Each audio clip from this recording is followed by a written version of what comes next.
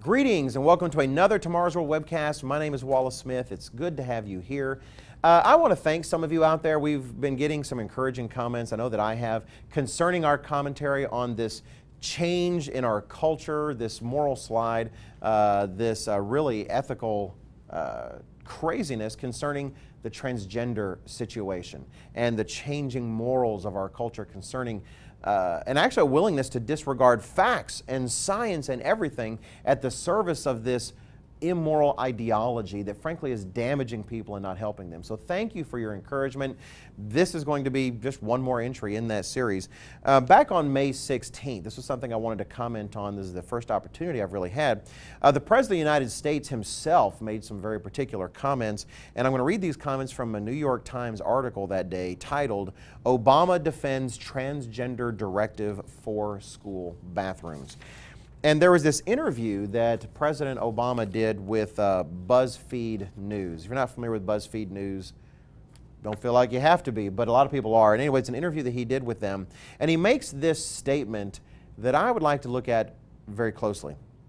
He told BuzzFeed News, "I think that it is part of our obligation as a society to make sure that everybody is treated fairly and our kids are all loved and that they're protected, and that their dignity is affirmed." Now, let me shock you, perhaps, to say that I actually agree with the President right here. This statement taken by itself, it says a lot of true things. Our society, we have an obligation to treat people fairly. We do.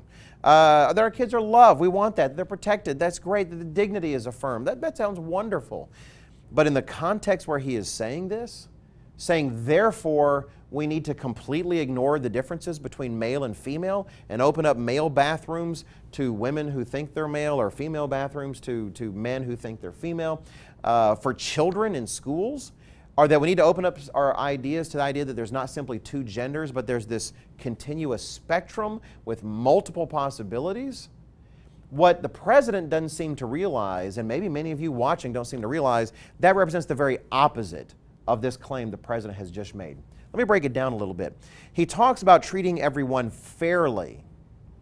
Well, let me ask you, how is it that, for instance, treating a child's eating disorder seriously, counseling them with it, helping them overcome it, helping that child with the eating disorder to see reality that it isn't what they imagine in their mind, but it's something else?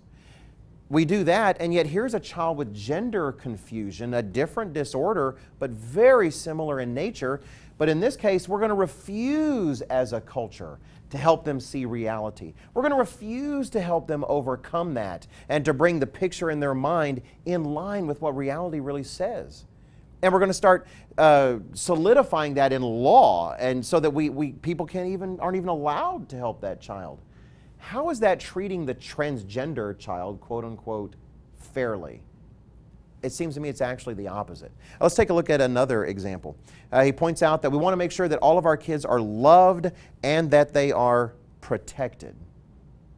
Well, how in the world is this idea of creating a world in which children don't feel any kind of need to grow beyond the confusion they might be in, or don't feel any need to seek help for the damage they are doing to themselves, or maybe the damage that's been done to them if they've somehow been brought to such a confused state by the action of others?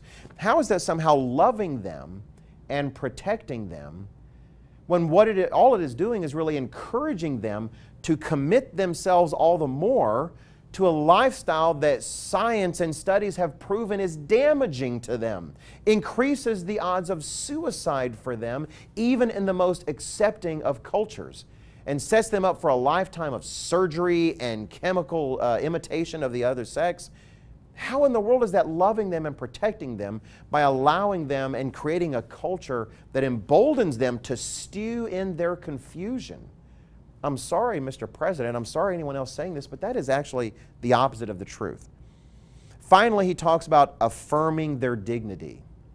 We have an obligation to affirm their dignity. And Mr. President, Mr. Counselor, Mr. Doctor, anyone out there listening to this, this idea of completely ignoring the differences between male and female is the opposite of protecting their dignity. Because what is the source of human dignity? The source of human dignity we find in Genesis 1:26, where God says He made us in His image. He made us male and female. If God is the source of human dignity, we can't affirm that dignity by ignoring everything He says about who we are. Quite the opposite. We deny them their dignity. Are we going to continue denying the dignity of these children by robbing them of the source of that dignity? By encouraging their confusion? Are we going to seek to help? Culture's going in the wrong way. Thanks for watching. Please check out everything we have to offer at tomorrowsworld.org.